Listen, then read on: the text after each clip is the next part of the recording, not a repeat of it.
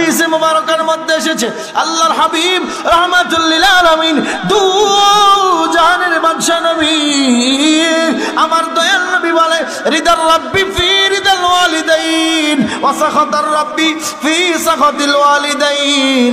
মনে রাখবা উম্মত, ও উম্মতের দল মনে রাখবা, রিদার রাব্বি ফি রিদাল ওয়ালিদাইন, যার উপরে তার মা বাবা খুশি তার উপরে আমার আল্লাহ আল্লাহর রাসূল খুশি। জোরে কোন সুবহানাল্লাহ। ওয়াসাখাতার রাব্বি ফি সাখাতিল ওয়ালিদাইন, যেই ব্যক্তির উপরে মা বাবা বেজার হয়ে যাবে ওই ব্যক্তির উপরে আল্লাহ বেজার হয়ে যাবে। জোরে কোন নাউজুবিল্লাহ। এই জন্য মা বাবাকে বেজার করে যদি আপনি 1,00,000 হজ করেন একটা হজও কবুল হবে না, কারণ পিতা মাতার কাছেই তো আপনার হজ বিদ্যমান। জোরে কোন ঠিক না বে ঠিক? সাহাবীরা নবীজিকে প্রশ্ন করলো, ইয়া রাসূলুল্লাহ ইয়া হাবিবাল্লাহ, পিতা মাতা সম্পর্কে আমাদেরকে কিছু বলেন। আল্লাহর নবী রাহমাতুল লিল আলামিন বললেন, ও সাহাবীর দল, কেউ যদি তার রহমতের দৃষ্টি দিয়া অর্থাৎ মায়ার নজর দিয়া ভালোবাসার নজর দিয়া যদি পিতা মাতার চেহারার দিকে যদি একবার যদি তাকায় আমার আল্লাহ তার আমল নামার মধ্যে একটা কবুলিয়ত হজের সওয়াব দান করবে। আর জোরে বলেন সুবহানাল্লাহ। বন্ধুরে আল্লাহর হাবিব রাহমাতুল লিল আলামিন বললেন একটা কবুলিয়ত হজের সওয়াব আমার আল্লাহ তার আমল নামার মধ্যে দান করবে। সাহাবায়ে কেরাম প্রশ্ন করলেন, ইয়া রাসূলুল্লাহ ইয়া হাবিবাল্লাহ, যদি ওই সন্তান যদি পিতা মাতার চেহারার দিকে যদি একবার নয় দুইবার নয় বারবার যদি তাকায় তাহলে কত পরিমাণ সওয়াব হবে? আমার নবী রাহমাতুল লিল আলামিন বললেন, সাহাবীর দল, ও সাহাবীর দল, কেউ যদি তার পিতা মাতার চেহারার দিকে যদি একবার নয় দুইবার নয় দৈনিক যদি 100বার যদি মা বাবার চেহারার দিকে রহমতের দৃষ্টি দিয়া তাকায়, সুনজরে যদি মা বাবার দিকে তাকায়, আমার আল্লাহ তার আমল নামার মধ্যে 100 কবুলিয়ত হজের সওয়াব দান করবে। জোরে কোন সুবহানাল্লাহ। আর জোরে বলেন সুবহানাল্লাহ। এই জন্য বন্ধু আল্লাহ কোরআন শরীফের মধ্যে বলে, বিসমিল্লাহির রাহমানির রাহিম,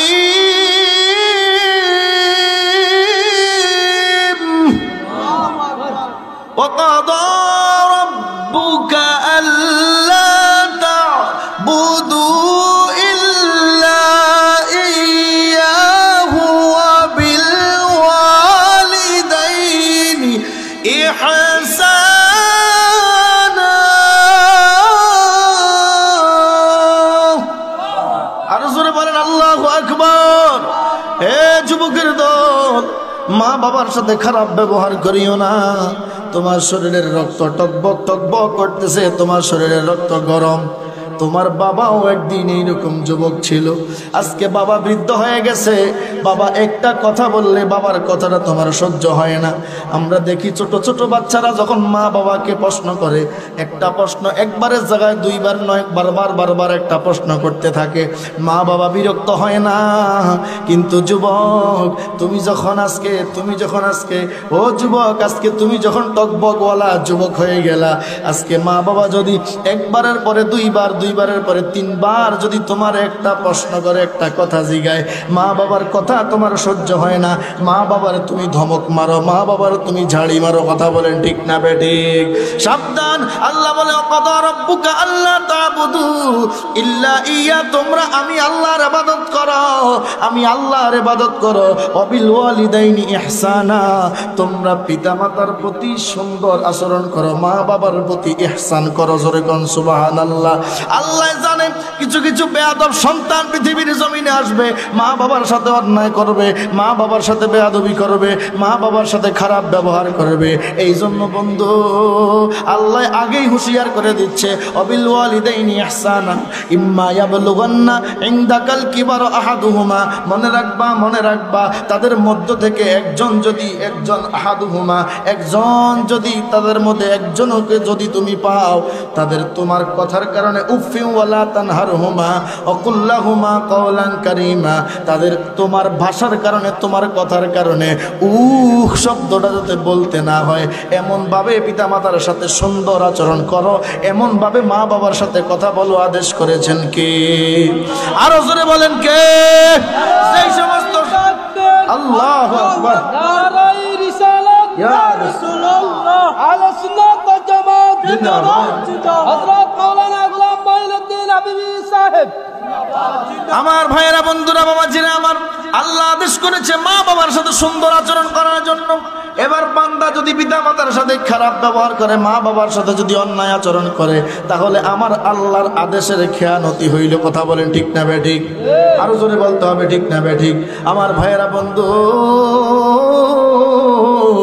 আল্লাহর হাবিব রহমাতুল লিল আলামিন সাহাবায়ে কেরামদেরকে নিয়ে আমার দয়াল নবী রহমাতুল লিল আলামিন বসে আছেন। এমন সময় একজন বৃদ্ধ মহিলা আল্লাহর হাবিব রাহমাতুল লিল আলামিনের দরবারে নবীজির কাছে আসলেন। আল্লাহর নবী রাহমাতুল লিল আলামিন নবীজির চাদর মোবারকটা জমিনের মধ্যে বিছায়া দিলেন। সুবহানাল্লাহ বলেন। নবীজির চাদর মোবারক আমার দয়াল নবী জমিনের মধ্যে বিছায়া দিলেন। ওই বৃদ্ধ মহিলা এসে আমার দয়াল নবীর চাদর মোবারকের উপরে বসে গেছে। সুবহানাল্লাহ বলেন। সাহাবায়ে কেরামের চোখগুলি বড় বড় হয়ে গেছে। হায় রে, এই পৃথিবীর জমিনের মধ্যে রহমাতুল লিল আলামিন আমার দয়াল নবীর চাদর মোবারকের উপরে বসার ক্ষমতা কারো নাই। যেই নবীর চাদর মোবারকের বেলায় আমার আল্লাহ কোরআন শরীফের মধ্যে নাযিল করলেন, ইয়া আইয়ুহাল মুদ্দাথির, আমার নবী চাদর মোবারক গায়ে দিয়েছে। আল্লাহ মায়া করে ডাক দিচ্ছে, ইয়া আইয়ুহাল মুদ্দাথির, হে চাদরওয়ালা নবী। জোরে কোন সুবহানাল্লাহ। হে চাদরওয়ালা নবী, নবী আমার কম্বল মোবারক গায়ে দিয়ে শুয়ে আছে। আমার আল্লাহ বললেন, ইয়া আইয়ুহাল মুজাম্মিল, আল্লাহ বলতেছে ইয়া আইয়ুহাল মুজাম্মিল, হে কম্বলওয়ালা নবী, অর্থাৎ হে কম্বল গায়ে দিয়ে শুয়ে আছেন কম্বলওয়ালা নবী। আমার আল্লাহ এইভাবে নবীজিকে মায়া করে আদর করে সম্বোধন করেছেন। যেই নবীর চাদর আমার আল্লাহর কাছে পছন্দনীয়, সেই চাদরের হাওলা করে নবীজিকে আমার আল্লাহ ডাক দেয়। সেই নবী চাদর মোবারক জমিনের মধ্যে বিছায়া দিলেন, আর ওই নারীটা, ওই মহিলাটা এসে চাদর মোবারকের উপরে বসে গেছে। সাহাবায়ে কেরামের চোখগুলি বড় বড় হয়ে গেল। এবার আল্লাহর হাবিব ওই মহিলার সাথে কিছু কথাবার্তা বললেন। কথাবার্তা বলার পর ওই মহিলা যখন চলে গেল, সাহাবীরা নবীজির কাছে এসে বলে, নবী গো, ও মায়ার নবী, দয়ার নবী, ইয়া রাসূলুল্লাহ, ইয়া হাবিবাল্লাহ, আপনার চাদর মোবারকের মধ্যে বসার ক্ষমতা কারো নাই। ইয়া রাসূলুল্লাহ, আপনার চাদর মোবারকের ইজ্জত, আপনার চাদর মোবারকের ইজ্জত আমার আল্লাহর দরবারে অনেক বেশি, আপনার চাদরের সম্মান রয়েছে। ইয়া রাসূলুল্লাহ, এই মহিলাকে আমরা একটু জানতে চাই, তিনি কেন আপনি রাসূলুল্লাহর চাদর মোবারকের মধ্যে বসলো? আপনিও তার সম্মানে চাদর মোবারকটা বিছায়া দিলেন। আমার নবী রহমাতুল লিল আলামিন বললেন, সাহাবী রে, ও আমার সাহাবীরা, তোমরা কি জানোনি তিনি কে? তিনি হলেন আমার দুধমা হযরতে হালিমাতুস সাদিয়া। আরো জোরে বলেন সুবহানাল্লাহ। আনা বুইস্তু মুআল্লিমান, আমি রাসূল দুনিয়ার জমিনের মধ্যে শিক্ষক হিসেবে প্রেরিত হয়েছি। আমি রাসূল থেকে তোমরা শিক্ষা নাও। যদিও নবীর চাদর হও, কিন্তু যেই নারী আল্লাহর হাবিবকে দুধ পান করাইছে, তিনি আমার দুধমা হযরতে হালিমাতুস সাদিয়া, তিনি আমার মা।